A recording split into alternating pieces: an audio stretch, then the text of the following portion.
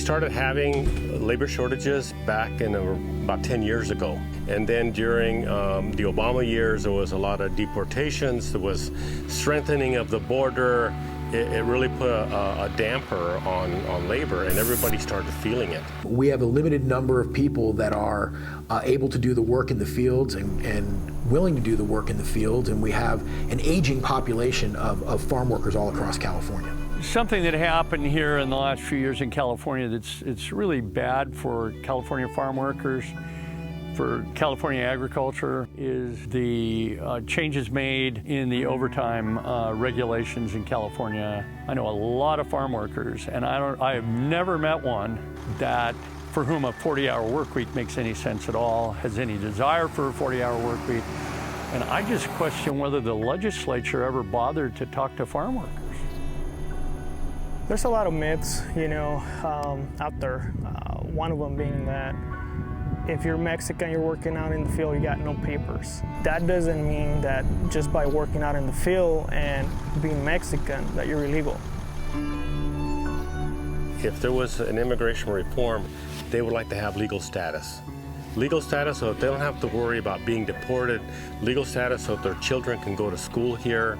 They're not asking, the world. They're asking just for legal status. They want to be allowed to work. There's a great myth in the United States that everybody wants to live here.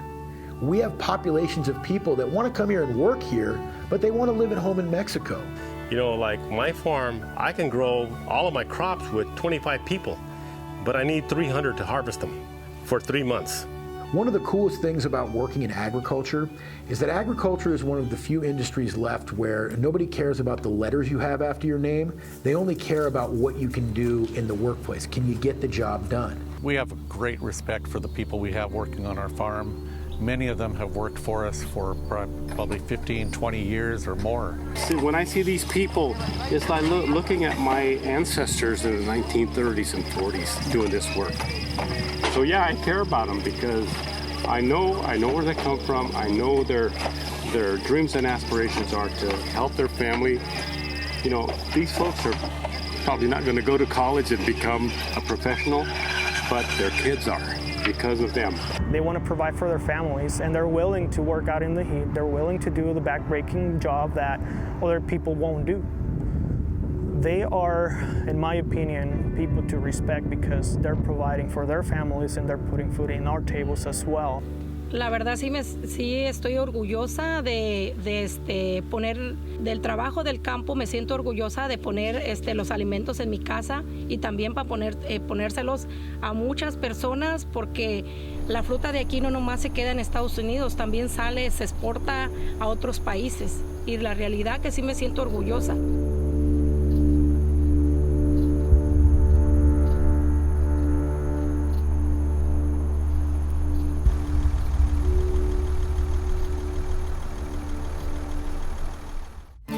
Production funding for American Grown, My Job Depends on Ag, provided by James G. Parker Insurance Associates, helping to protect and grow Valley agribusiness in California for over 40 years.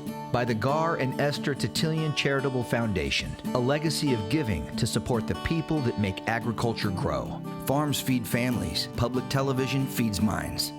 By Brent, Professional Agriculture, supporting the heroes that work hard to feed a hungry world every day. By Unwired Broadband, today's internet for rural Central California, keeping Valley agriculture connected since 2003. By Harris Farms, a tradition of working forward to protect the future of water, ranches, and farms in California and beyond. And by Valley Air Conditioning and Repair, family-owned for a half-century, dedicated to supporting Valley agriculture and the families that grow our nation's food.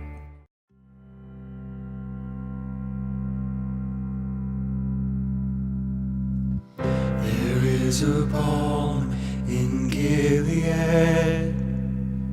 It comes like wisdom, speaks like children. It's a sight to the blind and a strength to my weakness. Something for soul, body, mind. My parents came here as migrant farm workers in the 30s and 40s. They came here following cantaloupes from Imperial Valley, right to this area, but also Huron and Patterson, and eventually settled here in the 1950s. My dad was hired to become a manager on a farm growing melons. So he already knew the harvest of melons. Now he was going to become a grower. And that's where I grew up with him, growing melons.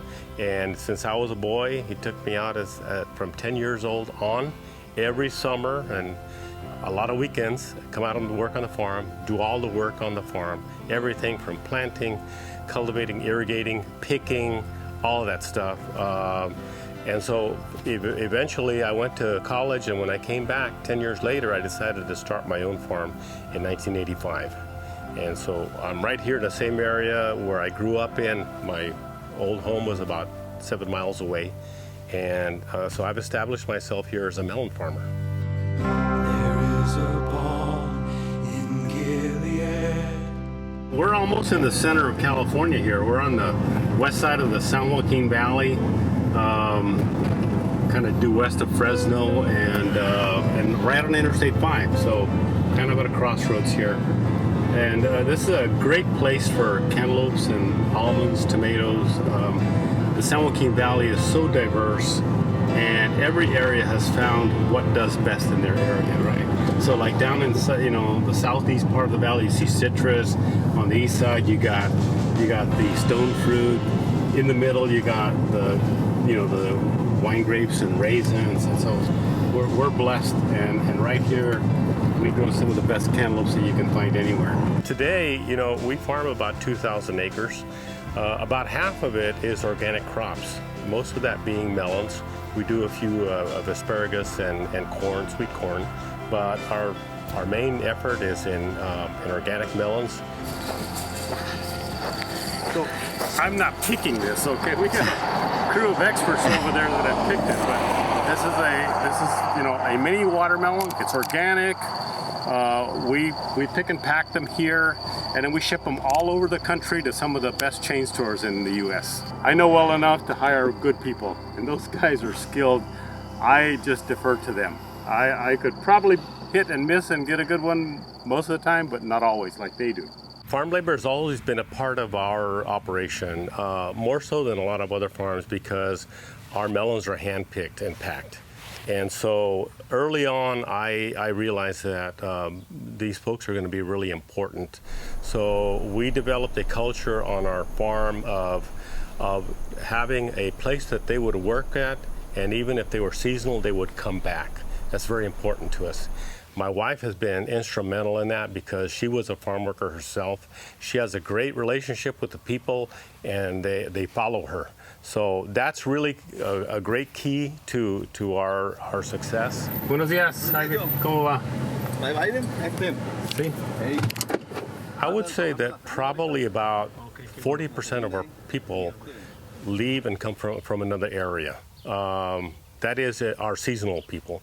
Our year-round people, the ones that do the planting and irrigating and stuff, they're here permanently. But of our harvest crew, which is anywhere from 275 to 300 people, there's a pretty good chunk of them that go back either to Mexico or to Arizona, and they come back every year. I'm Miles Ryder. I'm chairman and CEO of Driscoll Berries. We're in Watsonville, California, which is the headquarters of our company.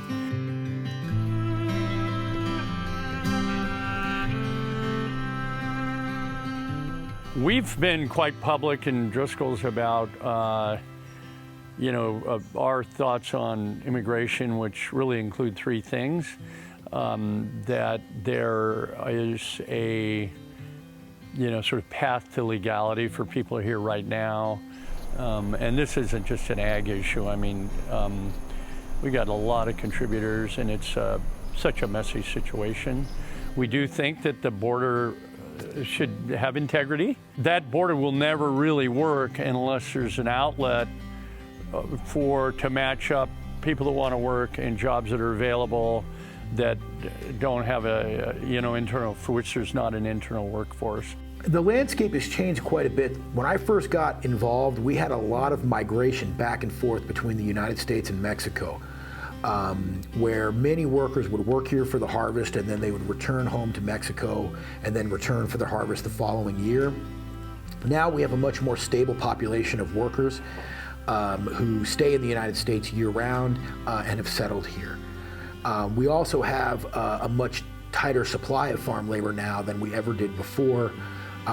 Wages are up in farm labor, and that's just a sign of scarcity. It's supply and demand. Things like our cantaloupes, our cherries, table grapes, some of these things, berries, are going to be very difficult to harvest mechanically. Why? Because the selectivity of the crop and the way they have to be handled very gently. Now, if you develop a variety that doesn't get damaged or bruised, it's going to be a bionic fruit that is probably not going to eat the same way as the fruit that you're used to eating now. You just have to get used to a lot less fruit. I mean, fruit is really labor intensive, it's delicate. We grow strawberries, raspberries, blackberries, and blueberries. Those are super delicate. Everything's hand harvested except for a little bit of the blueberries. They just won't have them if they're not people to do the work. There are a lot of false perceptions out there about farm labor and about farm jobs, and I think it's a political stigma because some folks have managed to build careers around this idea that farmers are abusing people in the fields. Farmers need that labor more than any other business you'll ever see because farm workers are not easily replaceable, and those precious perishable commodities need to get out of the fields. The cows need to be milked. If a dairyman abuses his workers, the dairyman's going to be out there on Christmas morning milking those cows.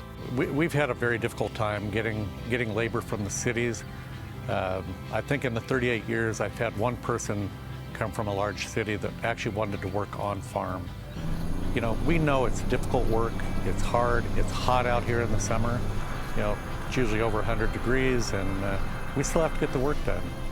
But we just have had absolutely no one come from the cities. Years ago, it was an honorable job, but now we just have a real hard time getting anyone from the metropolitan areas to want to work on farm.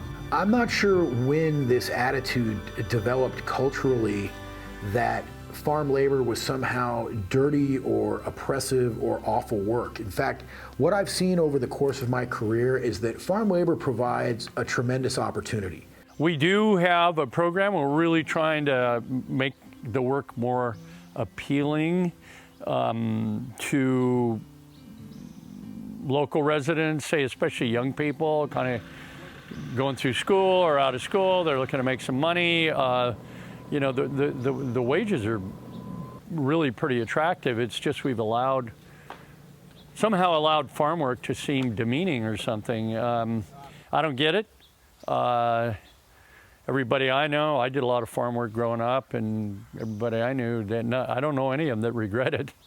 Maybe there's some, but I haven't met them. This particular field here is 150 acres, and we got most of it in watermelon, some in cantaloupe. When I was like 13 years old, I worked in this field.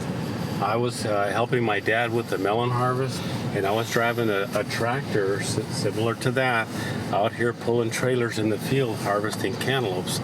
I was 13 years old and working in the harvest, and I own the land now and the operation.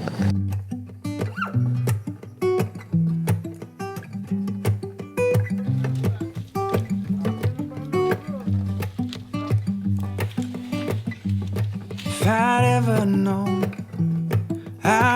known how you'd forever change my life. I was born in Mexico. At the age of 15, we ended up migrating to the U.S. Went to high school, Wenatchee High School over at Porterville. Right after that, went to Porterville College. Had a full-time job at a packing house. And right after college, I went to work as an intern for a CPA in Porterville. Right after that, I got to know a grower. His name is Governmental. He gave me the opportunity to work for him at the cold storage as his cold storage manager / accountant. And right after that, I saw the battles he was having with crews out in the field. And one day I just basically asked him, I said, hey, give me the opportunity to become a farm labor contractor, be loyal to you, and have the crews just work for your fields. And he liked the idea, because at that time, a lot of contractors would come and go, because when the bigger companies would get started, they would pull the crews from his fields and go work for the bigger companies. I saw the opportunity, he saw the opportunity as well. He said the day you get a farm labor contractor license, insurances, and do the training for your crews, and you can prove that to me, I'll give you all of my business. And up to this day, I'm still working for him. That was back in 2012 when we started. Clean the green.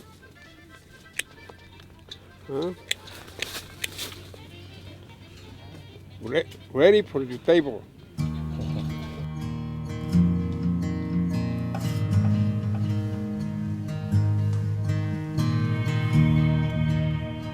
When I first moved to the US, we were legal residents. My dad, back in the 80s, became a citizen, and somewhere around the 90s, he actually went through the whole process of immigration to migrate his family legally to the US. We were kind of coming and going, and then after I became a farm labor contractor, we decided to all stay here in the US and continue this business. We saw the opportunity that the US is offering us, and honestly, there's no other place that I would want to be at.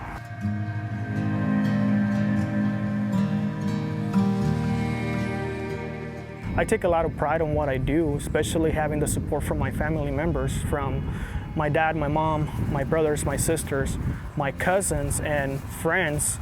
There's a lot of people that work with us. I don't see them as employees, I see them more as family. We currently have about 600 employees that work with us, and I see them as a big family. Porque en realidad tenemos mucha necesidad de trabajar y pues realmente cuando uno no es estudiado, esto es lo único que uno sabe hacer y pues siempre viene uno a trabajar al campo. En realidad de aquí comemos, de aquí renta, de aquí todos los biles, de aquí mantenemos la familia. Pues sabemos muchas personas que queremos que cambie principalmente la discriminación. Eso es lo que más duro que nos ha tocado pasar, y no nomás yo, ha habido diferentes etnias ¿cómo se dice? De personas que las hemos pasado. Y yo pienso que eso sería muy importante para tratar de cambiar el sistema de vida, la discriminación. Es muy importante que la gente no la siga, ¿cómo se dice? Siguiendo alimentándola de odio, de racismo, porque yo pienso que eso da para abajo, está muy mal. No nos sentimos bien, la verdad que no nos sentimos seguros. Y siempre, día con día, vivimos más y más, y no nomás yo. Viven gentes que en realidad no tienen por qué pasar esos problemas, porque es un sentido de la persona que en realidad nos sentimos como, pues yo la verdad nos sentimos muy mal, nos sentimos como si no valemos, la verdad, pero sí valemos mucho, mucho valemos, porque nosotros, y yo digo nosotros porque somos muchos que trabajamos la mayoría en el field, y yo pienso que es injusto. Pero igual que hay un troque de 10 paletas allá. ¿Allá? Sí, y una parte que hay aquí. I think we're at a point where the government has to start looking at the ag industry more seriously and start backing off a little bit with all the laws and regulations that they're pushing towards the growers, and start helping, start conversating, not just trying to push things to the growers and the farm labor contractors, because the ag industry as it is, it's a big gamble. And then we start pushing minimum wage to go up every year. Prices for the produce continues being about the same, but the expenses continue skyrocketing. En realidad escogí este trabajo porque no estudié. Y pues para estudiar ahorita ya se me hace demasiado tarde y pues aquí yo pienso que pues este va a ser mi trabajo todo el tiempo.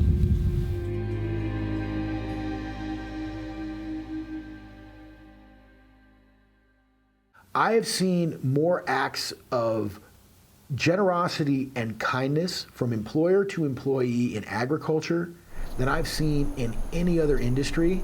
And I see the workers themselves taking great pride in it. And I'll give you an example. I defended a dairy in a lawsuit a number of years ago. And in the lawsuit, one of the workers was called as a witness at a deposition. He was a breeder. One of the most important jobs in a dairy, it's a mixture of art and science, is being able to breed those cows successfully. And it's the future of the dairy because without procreation, there's no milk. So this gentleman was describing how he does the work and what his job was to a college-educated young lawyer. I don't think she had ever been to a dairy or seen a farm in her life. And he could see it on her face as he was describing how they breed the cows. I mean, to put it bluntly, this is a gentleman who spends a lot of his day arm deep in a cow. And she was grossed out by it and kind of disgusted by it. And he actually stopped his testimony and he looked at her and he said, you know, I wish you could come out to the ranch and see us and see how we work with the animals and how beautiful it is to work with these animals and do the work that we do. This was a man who took great, great pride in his work, but a person from an urban environment couldn't relate to that at all.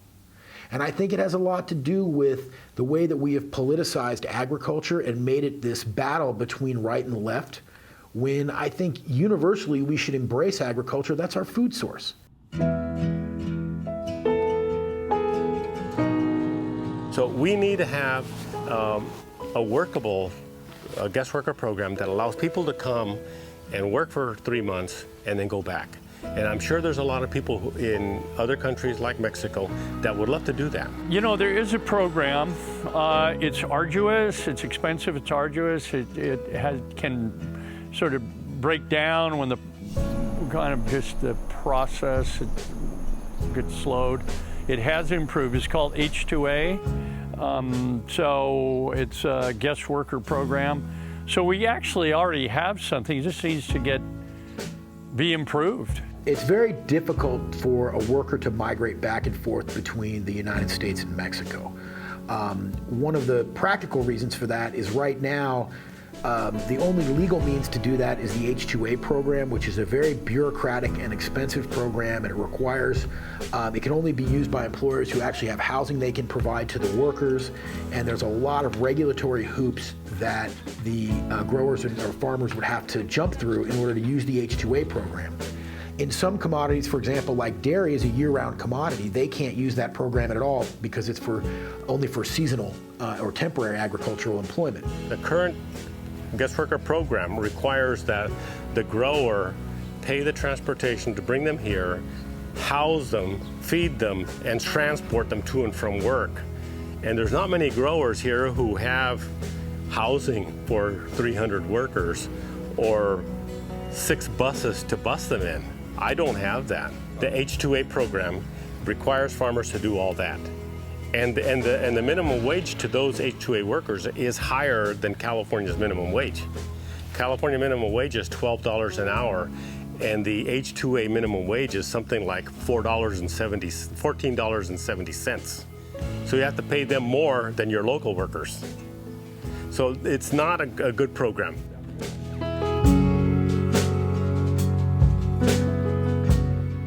To me, being a farm labor contractor, there's a lot behind it, and what I take pride on is being able to create a lot of jobs for people and be able to feed families.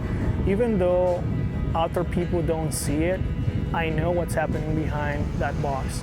I know what's happening before that grocery store gets that product, and I take a lot of pride on it because I know I'm doing something positive for our country. Working out there in the fields is not easy, but we take it very seriously because we're feeding families at the end of the day. Farm workers are among the toughest and most resourceful people that you would ever meet. They are not weak, they are not afraid, and they are certainly not stupid.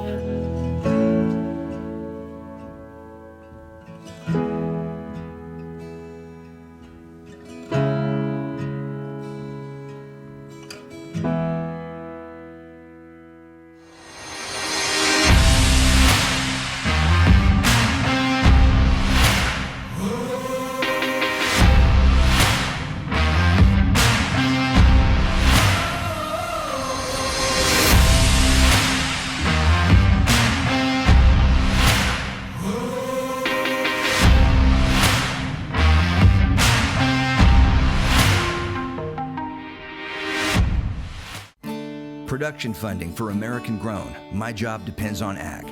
Provided by James G. Parker Insurance Associates. Helping to protect and grow Valley agribusiness in California for over 40 years. By the Gar and Esther Titillion Charitable Foundation, a legacy of giving to support the people that make agriculture grow. Farms feed families, public television feeds minds. By Brant, Professional Agriculture, supporting the heroes that work hard to feed a hungry world every day. By Unwired Broadband, today's internet for rural Central California, keeping Valley agriculture connected since 2003. By Harris Farms, a tradition of working forward to protect the future of water, ranches, and farms in California and beyond. And by Valley Air Conditioning and Repair, family-owned for a half-century, dedicated to supporting Valley agriculture and the families that grow our nation's food.